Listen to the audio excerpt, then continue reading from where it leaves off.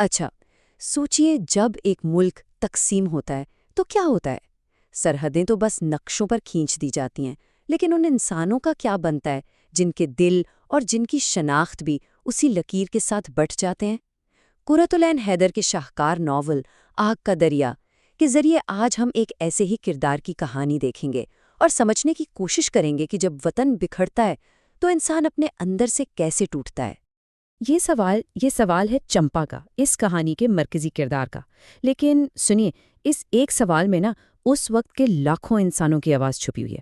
مطلب جس جگہ کو کوئی ہمیشہ سے اپنا گھر مانتا آیا ہو، وہ اچانک سے پرائی کیسے ہو سکتی ہے؟ یہی جو کشمکش ہے یہی اس پوری کہانی کی بنیاد ہے۔ تو چلیے شروع کرتے ہیں، دیکھتے ہیں کہ یہ جو بدلتی ہوئی سیاسی فضا تھی، اس نے چمپا کی پہچان میں، اس کی شناخت میں پہلی دراڑیں کیسے ڈالیں۔ بات یہ ہو رہی ہے کہ چمپا کو آہستہ آہستہ یہ احساس دلایا جا رہا ہے کہ اس کی جو اصل پہچان ہے وہ اب اس کا مذہب ہے۔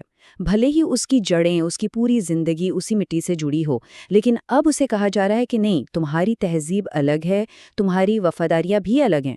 مطلب اسے اب اپنی نظر سے نہیں بلکہ دوسروں کی نظر سے پرکھا جا رہا ہے۔ اس تضاد کو دیکھیے ذرا، کیسی عجیب صورتحال ہے۔ ایک طرف چمپا بسنت کالج میں ترنگے کے نیچے کھڑے ہو کر جن گن من گا رہی ہے، اور دوسری طرف اسی وقت اسے یہ احساس دلایا جا رہا ہے کہ یہ ملک اب اس کا نہیں رہا، اسے اپنے لیے کوئی دوسرا ملک ڈھونڈنا ہوگا۔ اچھا، اب آتے ہیں اس نظریاتی جنگ پر جہاں قوم اور وطن کی الگ الگ تعریفیں آپس میں ٹکرا رہی تھیں، اور چمپا عین اس کے بیچ میں پھنس گئی تھی۔ سوال اٹھتا ہے، وطن ہے کیا؟ اور یہی وہ بنیادی سوال ہے جس پر ناول کے سارے کردار بحث کر رہے ہیں۔ کیا یہ صرف زمین کا ایک ٹکڑا ہے یا اس کے معنی کچھ اور ہیں؟ چلیے دیکھتے ہیں کہ کیا کیا نظریات سامنے آتے ہیں۔ تو یہاں دو بالکل مختلف سوچ آمنے سامنے آتی ہیں۔ کمال کا کہنا ہے کہ ایک مسلمان کا وطن کوئی ایک ملک نہیں، اس کا وطن تو سارا جہان ہے۔ لیکن چمپا کے لیے وطن ایک ذاتی رشتہ ہے۔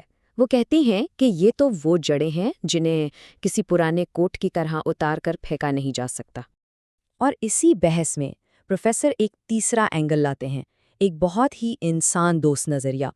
وہ کہتے ہیں کہ بھئی یہ ملک ہے ہی نہیں، اس کی جو بنیاد ہے وہ سیاست یا مذہب نہیں بلکہ خالص محبت ہے۔ اور شاید سب سے بڑی مصیبت ہی یہی ہے کہ ہر کوئی اپنے اپنے نقطہ نظر سے خود کو بالکل ٹھیک سمجھتا ہے۔ جب ہر کوئی اپنی بات کو ہی آخری سچ مان لے تو پھر کوئی مشترکہ راستہ کیسے ملے گا؟ مسئلہ وہیں کا وہیں رہ جاتا ہے۔ چلیے اب آگے بڑھتے ہیں اور دیکھتے ہیں کہ کیسے تاریخ کو، پرانی شکایتوں کو ایک ہتھیار کی طرح استعمال کیا گیا، اور اس سب نے چمپا کو اور بھی زیادہ الجھا دیا۔ یہ ایک چھوٹی سی مثال دیکھیے کہ تاریخ کتنی پیچیدہ ہو سکتی ہے۔ 1855 میں واجد علی شاہ، جو خود ہندو دیومالا کے عاشق تھے، اپنے ہی سپاہیوں سے مسلمان جہادین کو قتل کروا دیتے ہیں، اور پھر 1857 کے بعد انگریز اسی بادشاہ کو جلا وطن کر دیتے ہیں۔ اب سوچئے، ایسے میں کوئی وفاداری کی سیدھی لکیر کیسے کھینچے؟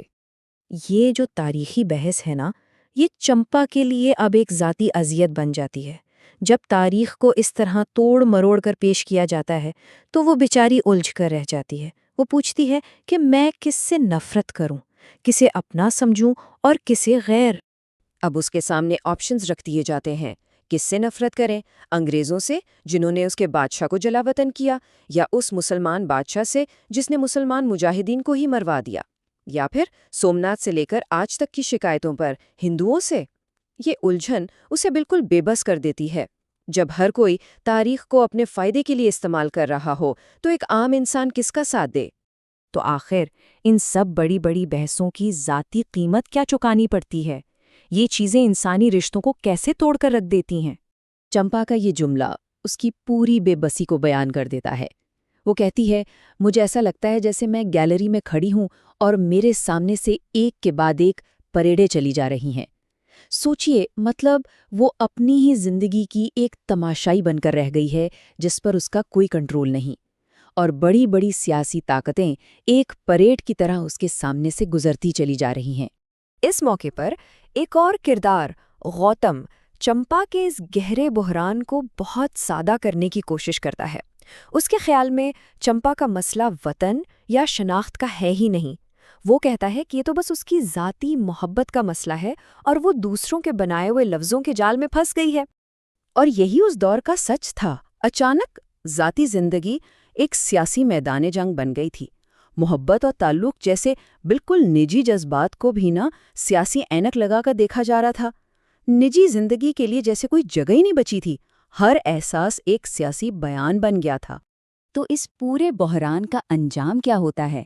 چمپا کا سوال لاجواب ہی رہتا ہے، لیکن اس کے اثرات بہت گہرے ہوتے ہیں۔ اس ساری کشمکش کا نتیجہ ایک بے سہارا فرد، ایک ایسا انسان جس کا کوئی سہارا نہیں۔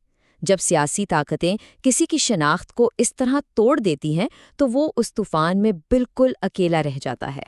اور یہ جملہ دیکھیے، یہ ان بحثوں کے حقیقی دنیا کے نتیجے کو سامنے لاتا ہے۔